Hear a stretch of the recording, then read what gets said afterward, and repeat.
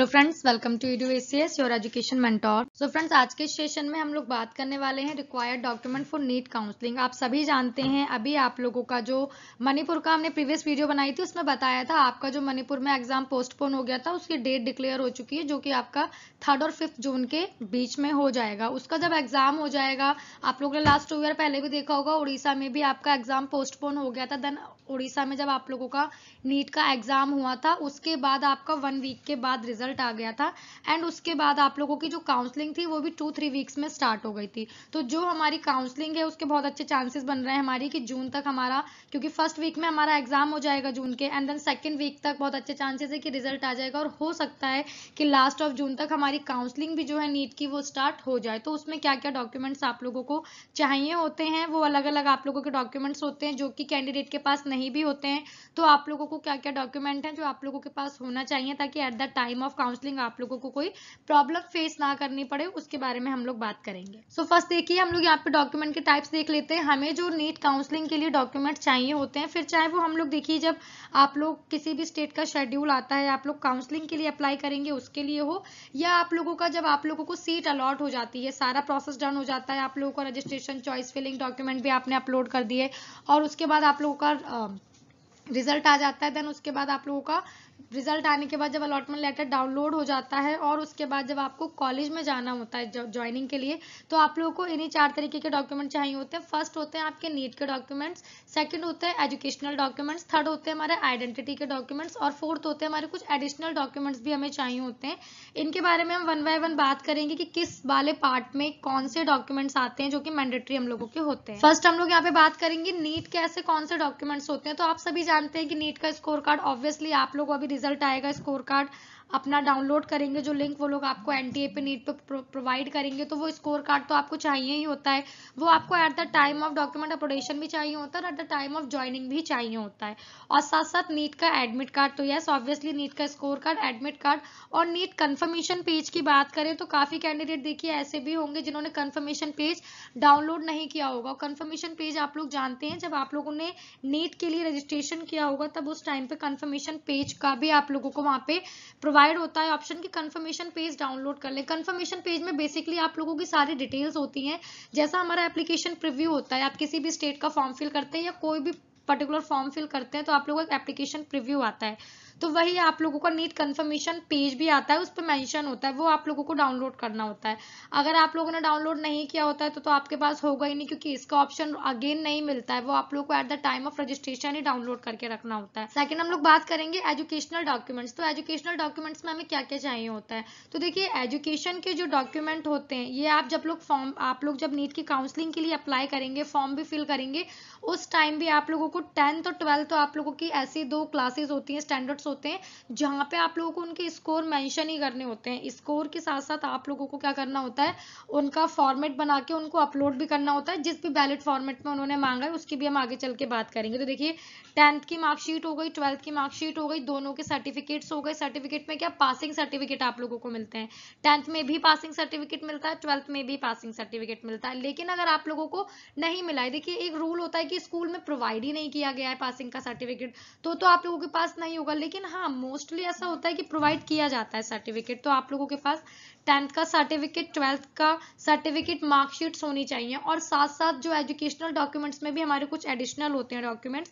जैसे हमारी टीसी हो गई, ट्रांसफर सर्टिफिकेट हो गया, कैरेक्टर सर्टिफिकेट हो गया, माइग्रेशन का सर्टिफिकेट हो गया। ये सर्टिफिकेट्स आप लोगों को स्कूल से ही प्रोवाइड किए जाते हैं। ये सारे सर्टिफिकेट जब आप लोग अपनी 12th जो है कंप्लीट कर लेते हैं, अगर आपके पास इनमें से कोई भी सर्टिफिकेट नहीं है तो आप लोग जाइए अपने स्कूल से कांटेक्ट कीजिए, क्योंकि eight the time of counselling ये डॉक्यूमेंट्स आप लोगों को चाहिए ही होते हैं, अपलोडेशन के लिए भी, साथ साथ eight the time of admission भी ये डॉक्यूमेंट चाहिए होते हैं।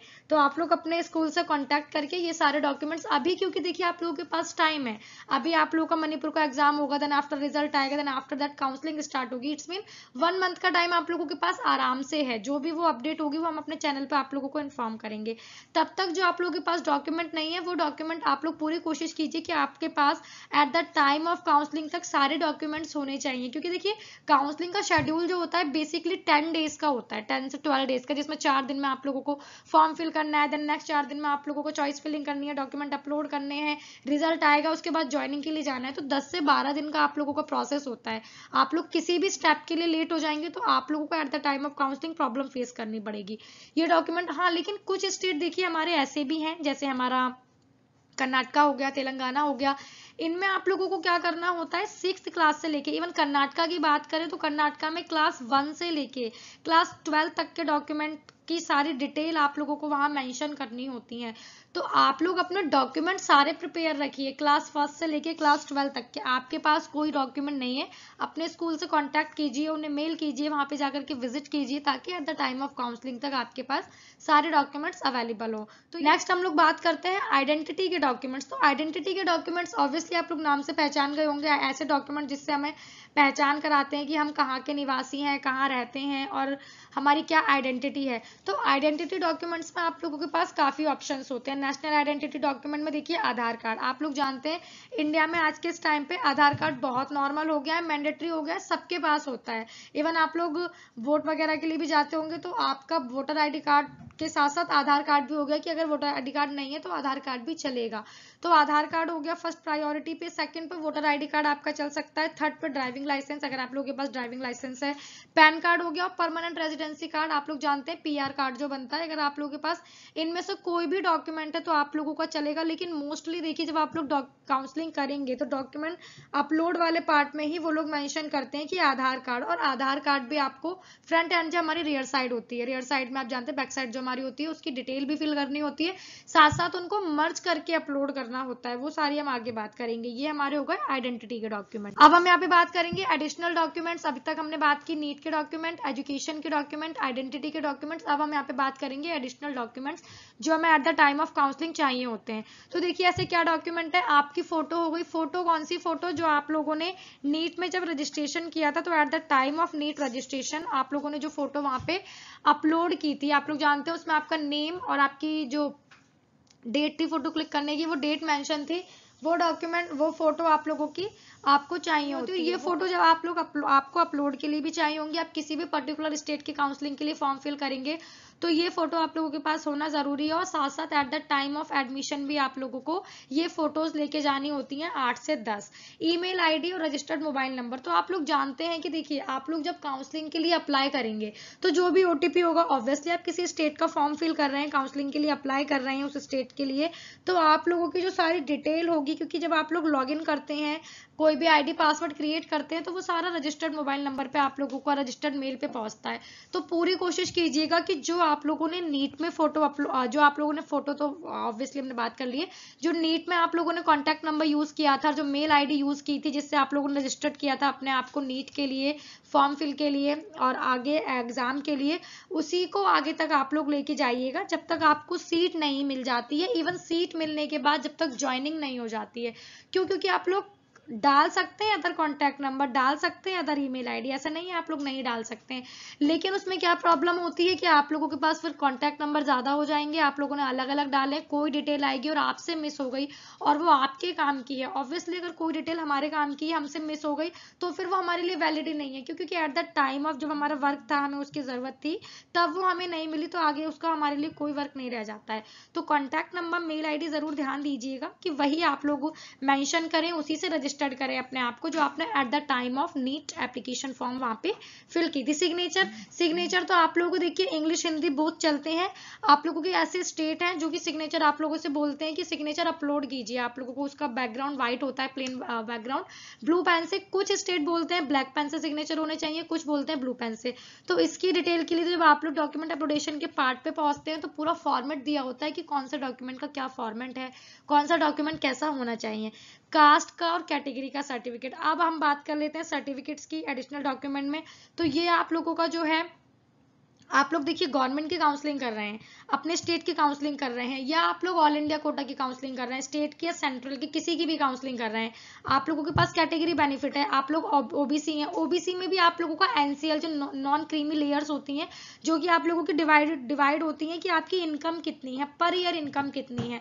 ओबीसी एनसीएल आपके पास सर्टिफिकेट होना चाहिए, एससी एसटी है, ईडब्ल्यूएस है, इनके आप लोगों के पास वैलिड सर्टिफिकेट्स होने चाहिए। वैलिड सर्टिफिकेट क्या होते हैं, देखिए कुछ स्टेट में क्या होता है ना, डोमिसाइल को लेके और कास्ट के सर्टिफिकेट को लेके ये होता है कि अपडेटेड होने चाहिए। अपडेटेड यानी अभी जो हमारी काउंसलिंग होगी वो कौन से सेशन की होगी, 23 एंड 24 के सेशन की होगी। तो जो domicile and category certificate, caste certificate जिसे हम बोलते हैं, वो आप लोगों के पास होना चाहिए। तो वो आपका 23 24 का आप लोगों के पास होना चाहिए, क्योंकि अप्रैल लास्ट डेट होती है। अप्रैल आप लोगों का लास्ट मंथ होता है, किसी भी हमारा फाइनेंशियल स्टार्ट होता है उसी से हमारे और भी सारे प्रोसेस स्टार्ट हो जाते हैं।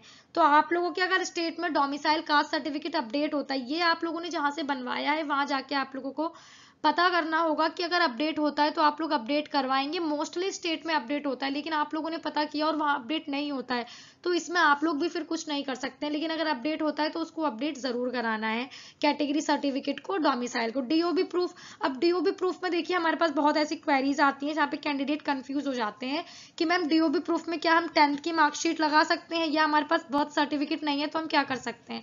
अगर आप लोगों के पास बर्थ का सर्टिफिकेट नहीं है, फर्स्ट तो आप लोगों के पास अगर डीओबी का सर्टिफिकेट, बर्थ का सर्टिफिकेट है सो वेल एंड गुड। अगर नहीं है, एनी कंडीशन में अगर नहीं आप लोगों के पास हो पाया है बर्थ का सर्टिफिकेट, तो आप लोग क्या कर सकते हैं, जो 10th की मार्कशीट होती है वो उसकी मेन आप लोगों की मार्कशीट होती ही डीओबी के प्रूफ के लिए।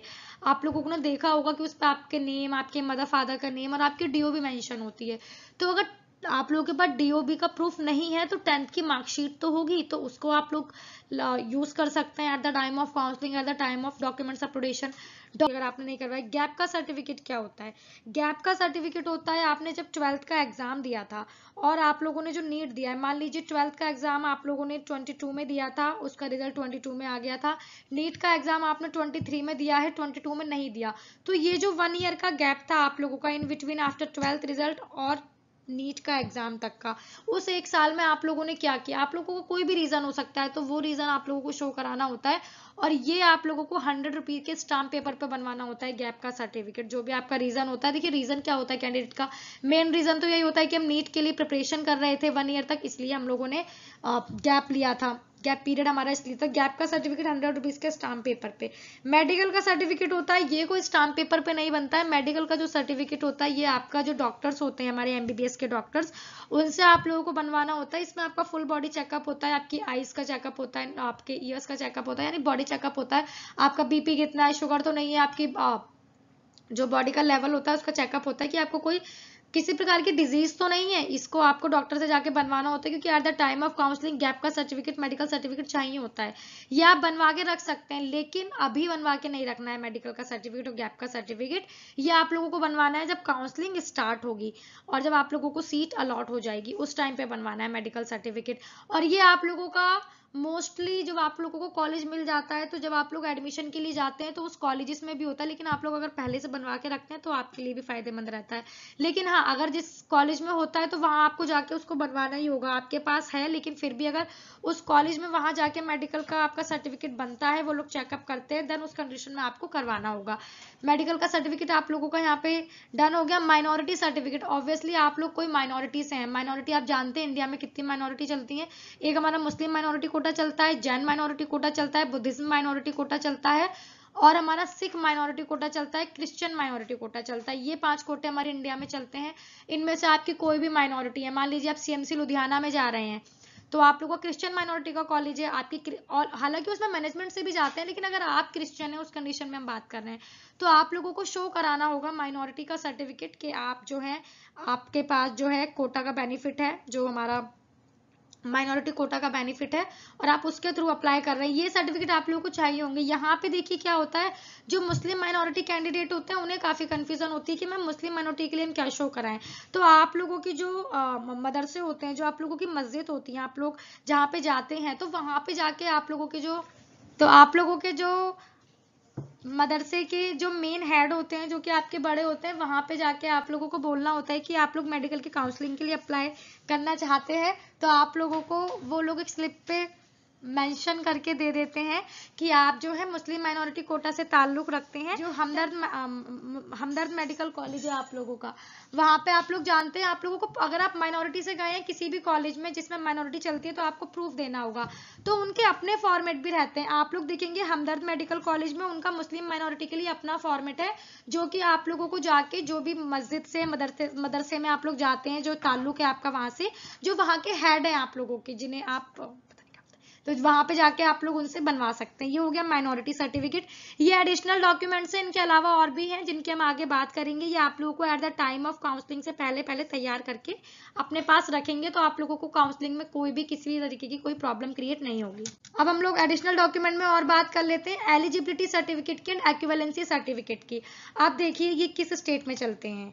कर्नाटका, तेलंगाना, आईपीयू, हमारे ये जो स्टेट है, आईपीयू आप जानते हैं दिल्ली में जो इंद्रप्रस्थ यूनिवर्सिटी है जिसके अंतर्गत काउंसलिंग होती है आप लोगों की, तो इन स्टेट्स में आप लोगों का चलता है एलिजिबिलिटी सर्टिफिकेट, एक्विवेलेंसी सर्टिफिकेट। अब ये आप लोगों का कब बनता है?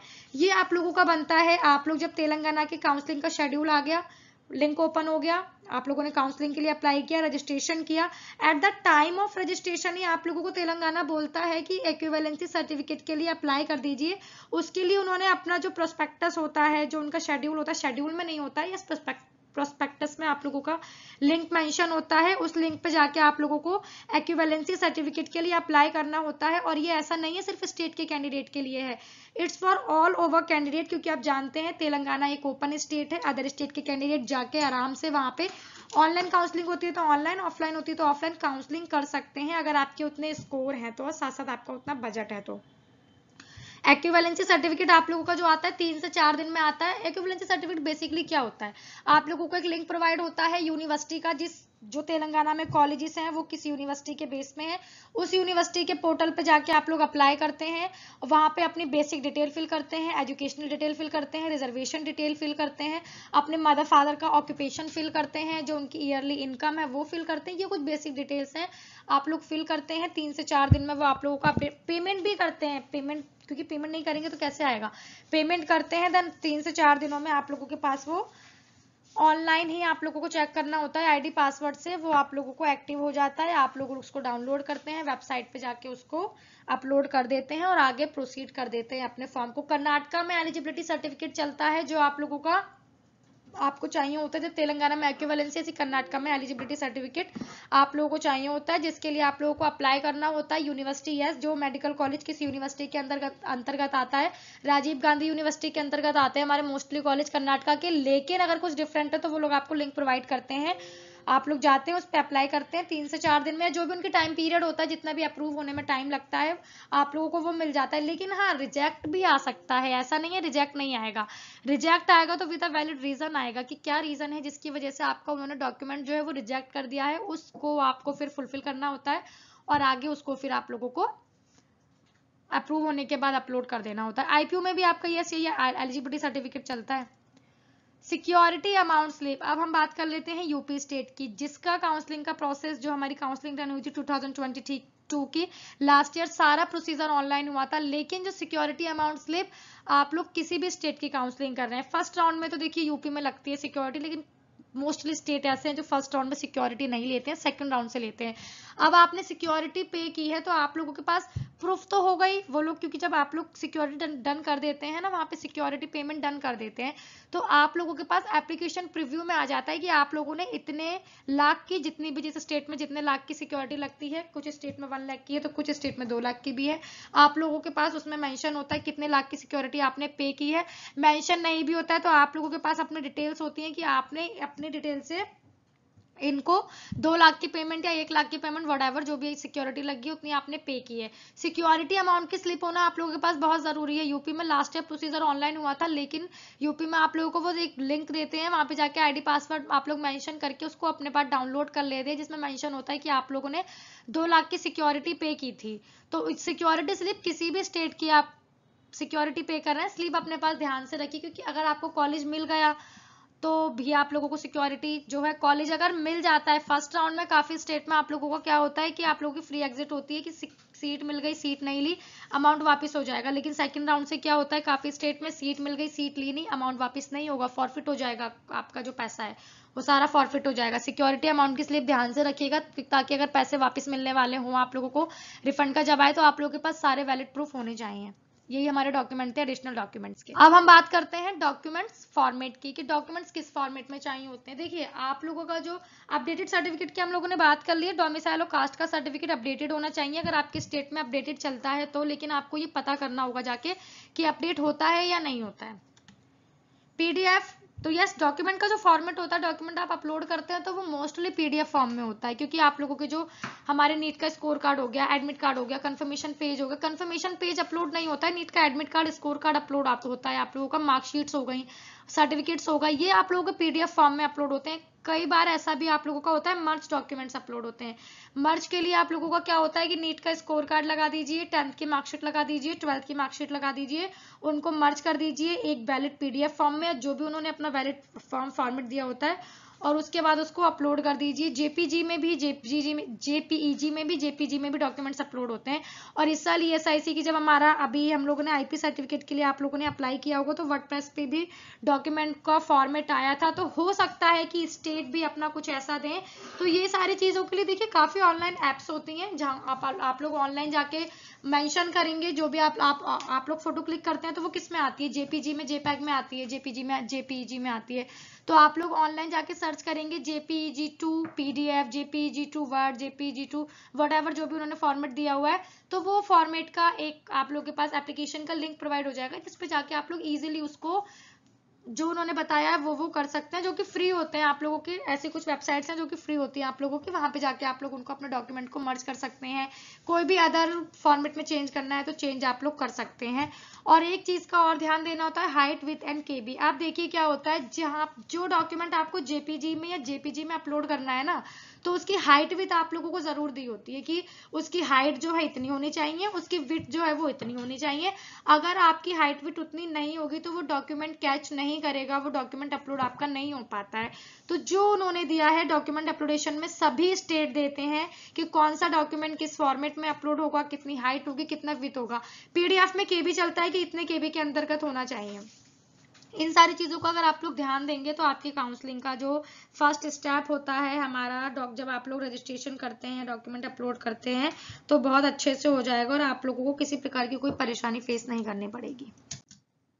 अब हम लोग बात कर लेते हैं एनआरआई और ओसीआई कैंडिडेट की। तो एनआरआई आप जानते हैं जो नॉन रेजिडेंट इंडियंस होते हैं जो कि अदर कंट्रीज में ही रहते हैं, और ओसीआई कैंडिडेट कौन से होते हैं, हमारे ओवरसीज सिटीजन्स ऑफ इंडिया, जो इंडिया में आते जाते रहते हैं अपने किसी भी रीजन से, वर्क रीजन हो सकता है, एजुकेशन रीजन हो सकता है, बट आप वैलिड वीजा, आप लोगों के पास वीजा होता है, उसके अकॉर्डिंग आप इंडिया में आ जा सकते हैं। तो ये एनआरआई के डॉक्यूमेंट्स हमारे कुछ होते हैं जो कि आप लोगों को, एनआरआई के डॉक्यूमेंट तो आप लोगों को eight the time of counselling से पहले ही बनवाने होते हैं। आप लोग अगर एनआरआई हैं, एनआरआई से आप लोग इंडिया में सीट ले रहे हैं, ओसीआई कैंडिडेट हैं आप लोग, तो ये डॉक्यूमेंट आप लोगों को पहले से बनवा के रख लेने हैं। एम्बेसी सर्टिफिकेट क्या होता है, एम्बेसी सर्टिफिकेट होता है आप लोगों का जिस भी कंट्री में आप लोग रह रहे हैं उसकी जो एम्बेसी है, तो आप लोगों को वहां पे जाके बताना होता है हम मेडिकल की काउंसलिंग के लिए अप्लाई करना चाहते हैं, तो वो आप लोगों को एक डॉक्यूमेंट बना के देते हैं जिसे हम एम्बेसी बोलते हैं, जो डायरेक्ट आपकी एम्बेसी से ही जा करके बनता है। टाइमिंग पीरियड 15 से 30 डेज तक की टाइमिंग होती है आप लोगों की, उसमें आप लोगों को ये बन के आप लोगों के पास आ जाता है। पासपोर्ट, ऑब्वियसली आप एनआरआई से जा रहे हैं, ओसीआई से जा रहे हैं, पासपोर्ट तो आप लोगों के पास होना ही चाहिए। रिलेशनशिप सर्टिफिकेट, रिलेशनशिप सर्टिफिकेट होता है कि जो आप लोगों को एज अ एनआरआई स्पॉन्सर कर रहे हैं उनसे आप लोगों का क्या रिश्ता है। फर्स्ट एनआरआई हैं, आपके मदर फादर हैं, आपके गार्जियन हैं, आपकी सिस्टर हैं, जो भी रिलेशन है आप लोगों का वो आपको शो कराना होता है। 500 रुपीज के स्टाम्प पेपर पे शो कराना होता है। स्पॉन्सरशिप सर्टिफिकेट ये इसकी जो रिलेशन, जिससे आपका रिलेशनशिप है, जो भी जो आपको स्पॉन्सर कर रहे हैं, स्पॉन्सर आपके कौन है, क्या वो पे कर सकते हैं सारा अमाउंट, वो आप लोगों को शो कराना होता है स्पॉन्सरशिप के सर्टिफिकेट पे। ये भी 500 रुपीज के स्टाम्प पेपर पे होता है। ऐसा ही सेम ओसीआई के डॉक्यूमेंट्स होते हैं, embassy, passport, relationship, sponsorship. OCI के डॉक्यूमेंट में एक चीज क्या अलग होती है, ओसीआई कार्ड आप लोगों का अलग होता है। ऑब्वियसली आप ओसीआई की काउंसलिंग के थ्रू जा रहे हैं तो आप लोगों को अपना ओसीआई कार्ड शो कराना होगा, वो भी आप लोगों का जो होता है नोटरी के थ्रू ही होता है। लेकिन हाँ, हमने जो ये रिलेशनशिप सर्टिफिकेट, स्पॉन्सरशिप सर्टिफिकेट आप लोगों को 500 रुपीज के स्टाम्प पेपर पे बताए हैं, ये सभी स्टेट में नहीं चलते हैं। ये आप लोग एमसीसी की काउंसलिंग कर रहे हैं, एनआरआई से जा रहे हैं, उस कंडीशन में आप लोगों के चलते हैं, क्योंकि स्टेट का अपना एक वैलिड फॉर्मेट होता है। गुजरात ले लीजिए, एचपी ले लीजिए, जहाँ पे एनआरआई का कोटा चलता है, जहाँ से आप ओसीआई जा सकते हैं। हरियाणा ले लीजिए, राजस्थान ले लीजिए, इनके अपने फॉर्मेट्स होते हैं। किसी का 300 का स्टाम्प पेपर होता है, किसी का 500 का स्टाम्प पेपर होता है, कि सबके अपने अपने फॉर्मेट होते हैं। उसमें सेशन मेंशन होता है कौन से सेशन के लिए आप जा रहे हैं। आप लोग अगर अभी से बनवा के रखना चाहते हैं, वैसे तो अभी आप लोग एम्बेसी बनवाइए अपना, और अपने जो जब ये काउंसलिंग स्टार्ट होगी आप लोगों की, तब ये मेडिकल का सर्टिफिकेट और स्पॉन्सरशिप का सर्टिफिकेट बनवाइए, क्योंकि नोटरी पे बनता है वो, तो आपके नियरेस्ट नोटरी जो है वहां पे जाके आप लोग बनवा लेंगे। स्टेट का अपना फॉर्मेट होता है, इस चीज को ध्यान रखिएगा। और जो भी उनका फॉर्मेट है प्रोस्पेक्टस में से उसको डाउनलोड कीजिएगा, जो उन्होंने अपना बोला है कि जो भी नोटरी करवाना, जितने के स्टाम्प पेपर पे जाइए, नोटरी कराइए और काउंसलिंग के लिए अप्लाई कर दीजिएगा। यही सारे हमारे डॉक्यूमेंट्स होते हैं। अब फ्रेंड्स, सारा हमने बात कर लिया है डॉक्यूमेंट्स का, कि क्या क्या डॉक्यूमेंट्स होते हैं, कितने टाइप्स के होते हैं, क्या फॉर्मेट्स रहते हैं, कैसे अपलोड करने होते हैं, एनआरआई के क्या होते हैं, ओसीआई के क्या डॉक्यूमेंट्स होते हैं। और ये हमारे सोशल मीडिया हैंडल्स हैं। यूट्यूब आप फॉलो करते हैं, फेसबुक जाके फॉलो कर सकते हैं, ट्विटर हो गया, इंस्टा हो गया, इन सबको जाके आप फॉलो कर सकते हैं। हमारी ऐप है, इस ऐप को आप लोग डाउनलोड कर सकते हैं। सारा डाटा आप लोगों को काउंसलिंग का मिल जाएगा। जो आप लोगों के सर्विस बॉन्ड्स होते हैं, या जो भी डिटेल्स होती है जो eight the time of counselling चाहिए होती है, पता होनी चाहिए, वो सारी आपको हमारी ऐप पे मिलेंगी। ये हमारी ऑफिशियल वेबसाइट है, आप लोग जाके इस पे विजिट कर सकते हैं। तो यही सारी डिटेल थी। तो फ्रेंड, यही सारी हमारी इन्फॉर्मेशन थी। इसके बाद भी अगर आप लोगों को कोई कंफ्यूजन है, कुछ क्वेरी है, कुछ समझ में नहीं आ रहा है, तो आप लोगों को जो कॉन्टैक्ट नंबर क्रॉलिंग में शो हो रहे हैं, डिस्क्रिप्शन बॉक्स में शो हो रहे हैं, आप इन पे कॉल कर सकते हैं, मेल कर सकते हैं, व्हाट्सअप कर सकते हैं। हमारी टीम आपको गाइड करेगी, आप हमारी टीम के साथ कोऑर्डिनेट कर सकते हैं, कंसल्ट कर सकते हैं। जो भी आप लोगों की क्वेरी है, कमेंट बॉक्स में कमेंट भी कर सकते हैं। आपकी जो क्वेरी, जो रिप्लाई होगा कमेंट बॉक्स में ही मिल जाएगा। और साथ साथ हम पूरी कोशिश करेंगे अगली वीडियो में जो आप लोगों की क्वेरी थी उसके आंसर्स आप लोगों को दे सके। So yes friend, thank you for watching this video, and friend all the very best for your NEET result, and also all the very best for your NEET counselling activities.